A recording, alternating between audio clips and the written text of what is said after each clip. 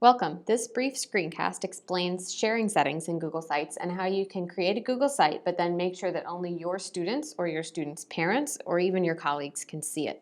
So I've gone to sites.google.com. That's the first thing you'll want to do. Make sure you're logged into your Boston Public Schools Google account. You can either log into your email or log into Drive, and that'll automatically log you into other apps. So go to sites.google.com, type that into your URL, and it will take you to this page, which is a page that shows all of your Google Sites that you've created for BPS. And as you can see, I have quite a few. So I'm going to go into one of these, and I'm going to explain how the sharing settings work in Google Sites. The sharing settings in Google Sites actually work a lot like the sharing settings in any other Google app for education. So if you share documents or calendars with other people in BPS, then this should be pretty quick and easy for you. So you're going to click over here on the settings wheel, and then you're going to go down to sharing and permissions. And one of the major concerns that teachers often have when they're having students create things online or when they're putting out stuff for their parents via the internet is that they want to make sure everything is secure. So you don't want to be posting pictures of your students. You don't want to necessarily be posting examples of student work all the time if you don't have that site locked down so that it keeps your students' identities and their work safe. So you can make sure in Google Sites that you only give certain people access to your Google site. You can make it public on the web where anyone on the internet can find it and view it. And if you have that as a default, you want to check this. Take a look at it. I don't think it defaults to this in Boston Public Schools, but you always want to check this. And if it says public on the web and you want to lock it down, then you're going to click on change and you're going to change this setting.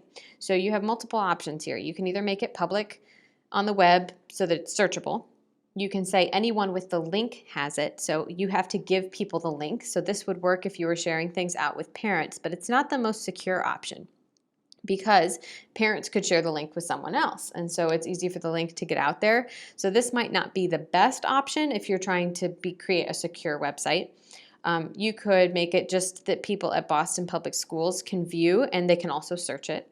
Anyone at Boston Public Schools with the link, which is a little bit more secure, it requires you to have a BPS login for Gmail and it requires you to have a link. This is great if the only person you're sharing your site with is students. But if you're sharing with parents, you can't do this because they don't have Boston Public Schools accounts. Or you can just share it with specific people. This is the most secure option, and this would require you to get email accounts for all of your parents or students or anybody else you wanted to share your site with, and then you would enter them on the next page. I'm going to leave this setting with public on the web. I also have people who can edit this site. So you could create a site and conceivably you could have your students edit it with you. You could give them editing privileges on the site. And all you have to do to add people, you could also have a site that your colleagues help you edit, for example. So if you want to add editors or other people who can collaborate on the site, then you just enter their email addresses here. So I could add team members to this site, for example. I could add Diane and Carlos. These people are colleagues of mine.